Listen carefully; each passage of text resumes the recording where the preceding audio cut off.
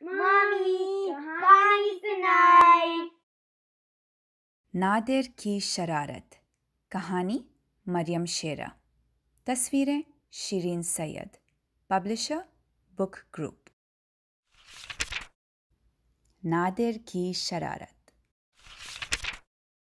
ایک دن نادر صبح سویرے اٹھا، اس کے آس پاس کوئی نہ تھا۔ ابو غسل کر رہے تھے، امی کی آواز دور سے آ رہی تھی۔ بھائی اور آپا سو رہے تھے۔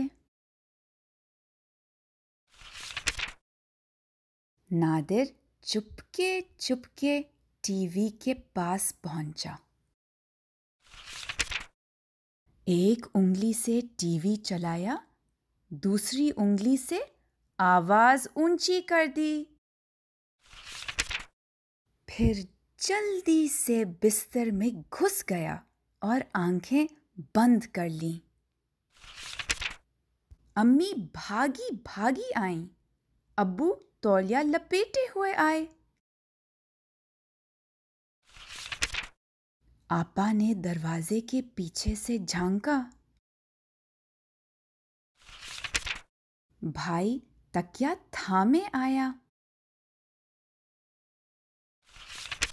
صرف نادر چپ چاپ لیٹا ہوا تھا۔ یہ شرارت کس نے کی؟ غسل، ٹی وی، انگلی، آنکھیں، تولیہ، تکیا۔